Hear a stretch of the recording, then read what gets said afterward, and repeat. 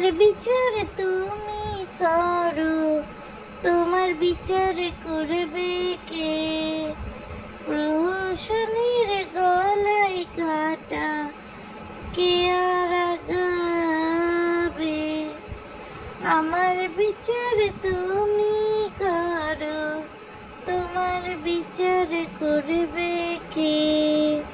আসসালামু আলাইকুম দর্শক, সবাই কেমন আছেন?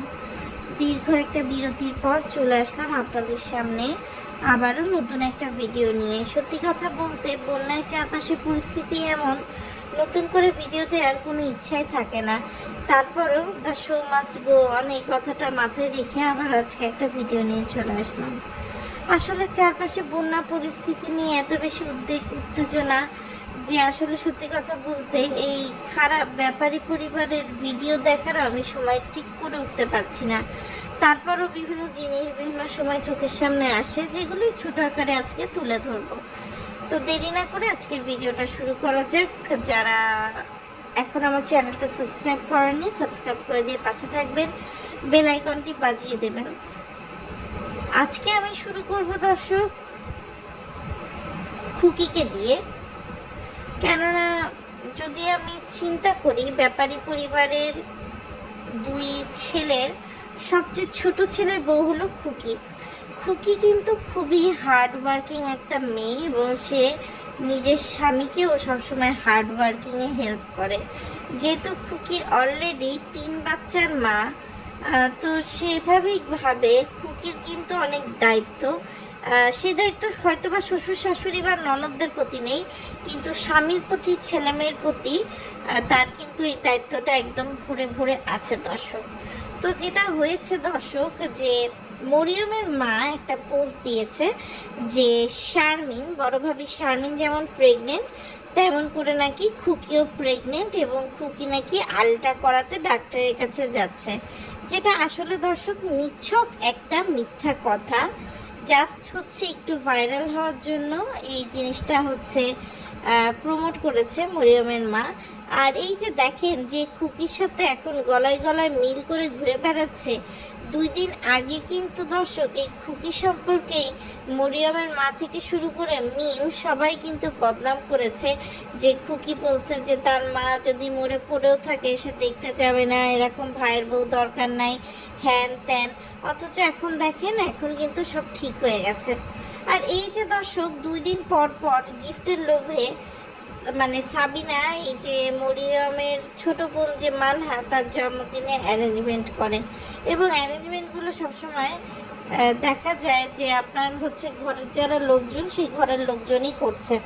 তো এবার হচ্ছে মরিয়মের মার বেশি ভাব হয়েছে খুকির সাথে, যে কারণে জন্মদিন বাড়িতে করার পরও সেখানে কিন্তু শারমিনের কোনো অস্তিত্ব খুঁজে পাওয়া যায়নি। আর দর্শক দেখেন, যেহেতু খুকি আর শারমিন প্রেগনেন্ট হয়ে গেছে, এখন বাদ আছে হচ্ছে মিম।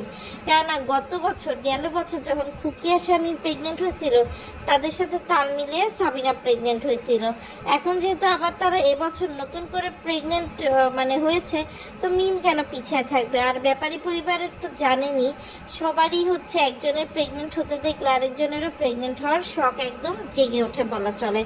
তো দর্শক দেখেন, তানজিলা কিন্তু শোরুম খুলবে, 1 তারিখ থেকে শোরুম খোলা, সব কিছু আমাদের সাথে শেয়ার করছে। কিন্তু তানজিলার ভিডিওতে একবারও দেখলাম না যে সে তার বাবা মাকে মিস করছে বা বলছে যে না আমার আব্বু আম্মু আসবে, তারপর আমার শোরুম, মানে এই ধরনের কিছু বলে আসলে তানজিলা ভিউ কামাতে চায় না এবং উল্টো বাপ্পি তিশাকেও ভিউ দিতে চায় না বলা পড়ে এক প্রকারে। কিন্তু আমার কথা যে তানজিলার সৎ মেয়ে হোক বা আপন মেয়ে, তানজিলাকে এত বড় করে মানুষ করে গড়ে তোলার পরে কিভাবে তিশা বাপ্পিকে ছাড়া তানজিলা শোরুম ওপেন করতে চায়, এটা আসলে আমার মাথায় আসলে ঢোকে না। তো এদিকে ফাতিহা কিন্তু তিশাকে টাকা তুলে দিয়েছে, তার বাড়ি আসছে সেই উপলক্ষে।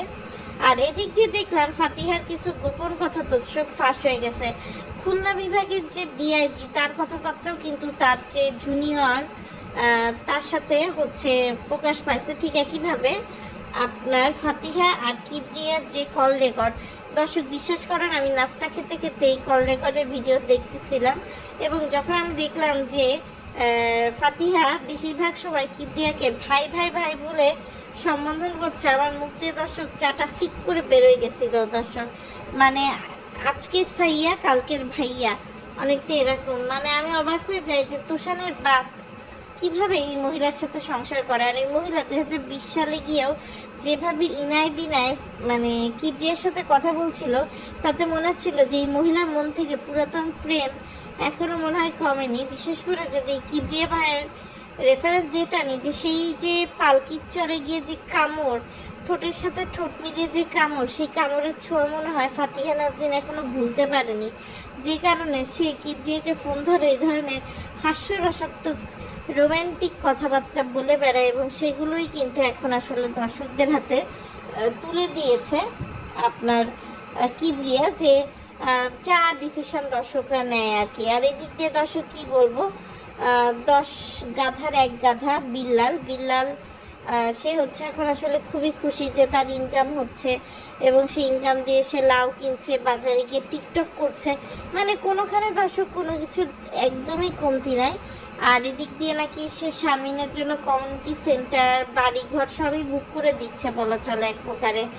আর দর্শক আরেকটা কথা না বললেই না, সেটা হচ্ছে তিশা কিন্তু ওখানে গিয়ে মোবাইল, তারপরে ওখানে গিয়ে আপনার গোল্ড, এগুলো সবই কিনেছে। তারপরে তিশা কিন্তু তার বোনদেরকে ভাবিদেরকে ভুলে নাই, কিভাবে কার জন্য কি কিনবে না কিনবে সেগুলো কিন্তু তিশা করেই যাচ্ছে। আর এদিক দিয়ে দর্শক বাপ্পি যেটা করেছে, যে তিশা যে লাগেজটা গুছানো ছিল, সেই গুছানো লাগেজ থেকে দর্শক মানে কি কি আছে সেটা একদম বের করে দেখাচ্ছে পারলে, এরকম একটা অবস্থা। আপনারা তো জানেন যে বাপ্পি কিন্তু ভিডিওর খাতির একেবারে পাগল হয়ে যায়, মেনতা মেরে যায় যে কোনখান থেকে কি করবে, কিভাবে কি করলে আসলে ভিউ পাওয়া যায়, এই চিন্তাই করতে থাকে। তো যাই হোক দর্শক, মোটামুটি এই হলো আজকের ভিডিওর মূল কথা। আর শারমিনী যে ভিডিওতে মানে সে হচ্ছে প্রেগনেন্ট হয়েছে, তার যে ভাই আয়েশা মামুন ব্লগের যে ভাইটা, সেই ভাইটা কিন্তু দর্শক সেও কিন্তু বাবা হবে। মানে একের পর এক জনসংখ্যা বাড়ানোর, অর্থাৎ ওই গর্ভকালীন ভাতা পাওয়ার জন্য মানুষের যত রকম নাটক আছে দর্শক, সব ধরনের নাটক কিন্তু দর্শক শুরু করে দিছে মানুষ। তো এই হলো মোটামুটি কথা দর্শক। আর কি বলবো, আর খুকি তো এখন আসলে চেষ্টা চালায় যাচ্ছে মিজানকে নিয়ে, যে কি করে শারমিনকে বিট করা যায়, যেহেতু এখন 3টা আসছে, 4 নাম্বার একটা হলে মন্দ হয় না।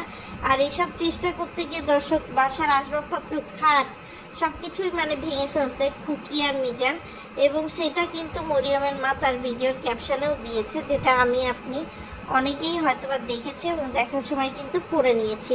তো আজকের মতো বিদায় নিচ্ছি দর্শক, সবাই ভালো থাকবেন, সুস্থ থাকবেন, নিরাপদে থাকবেন।